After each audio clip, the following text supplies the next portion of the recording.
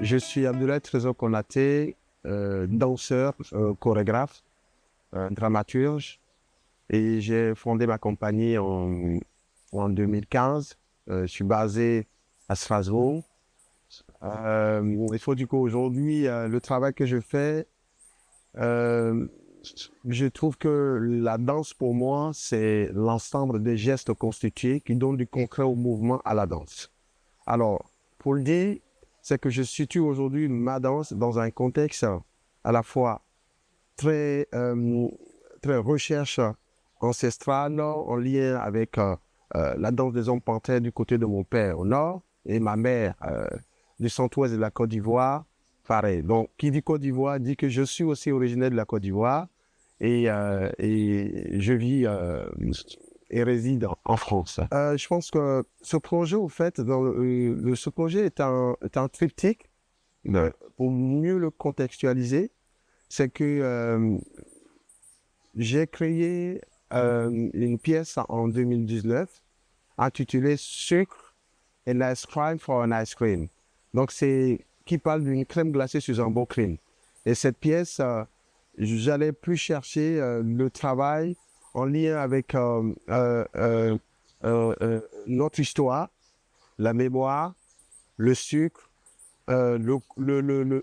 l'esclavagisme, le dominé, à la fois, et toute cette histoire politique aussi qui nous englobe tout le temps dans la commercialisation et tout. C'est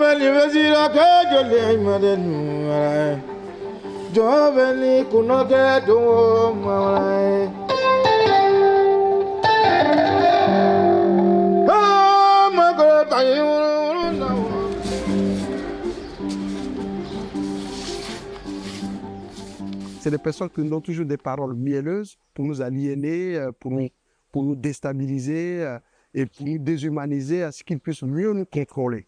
Voilà un peu le prétexte, c'est ça, Sucre. De la version 2, je vais repartir à la version 3. Donc, ce triptyque, c'est ça. Je fais mes recherches et je tombe sur la ville de Saint-Louis. L'île, 300 000 habitants. Et dans mes recherches, je découvre qu'il y a au moins plus de 200 000 habitants qui sont touchés, sans qu'on ne s'en rende compte. Le sucre fait un vrai ravage à Saint-Louis. Les personnes malades du diabète, avec plein de situations compliquées. Et je me dis, ben voilà, cette ville tricentenaire qui a aussi son histoire très forte, son histoire très forte aussi en lien avec l'esclavage et toutes ces choses. Donc j'ai dit, ben je viens là, j'interroge. La version 3, donc, qui s'intitule Tant de convoitises qu'il faut dire la matière tant convoitée qu'on mange tous les jours, nous tue à petit feu. Alors, comment ne pas aujourd'hui prendre cette matière-là comme ami fidèle, jauger les quantités et continuer avec. Donc, ouais, dans ce prétexte que je pose comme ça sur ce sujet, j'avais besoin de travailler avec d'autres artistes. Déjà, de la première version, c'était danse, musique, théâtre, donc relié à la fois avec des personnages très précis, le contremaître, le maître, le dominé. Donc le danseur étant le dominé.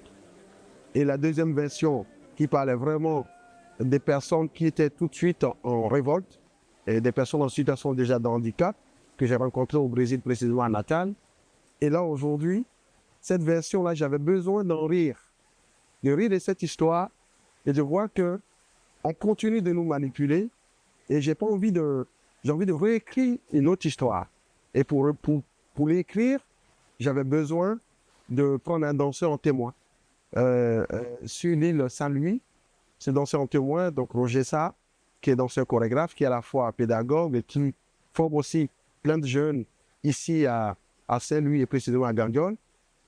Donc je l'ai fait appel sur ce projet pour qu'il soit le danseur témoin, que l'histoire qui me traverse, je la traverse dans mon corps, que je lui transmets au fur et à mesure, on fait un va-et-vient sur la scène. Et à un moment, j'ai fait le choix de le prendre comme danseur au plateau. Alors, tout de suite, dans ces trois personnages, j'avais aussi besoin d'un comédien quelqu'un qui porte un texte. Et j'ai fait appel à Iré Philippe, qui est comédien.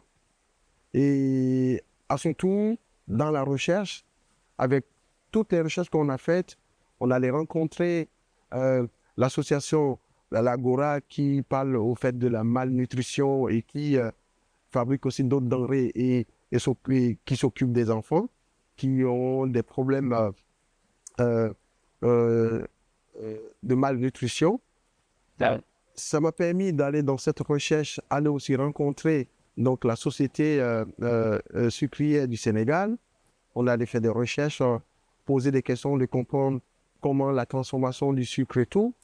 Ça m'a permis de rencontrer des sages de cette ville-là, dont voilà, le doyen Louis Camara, qui est un poète, écrivain, qui lui aussi nous a aussi enrichi par cette histoire-là, le lien avec le sucre.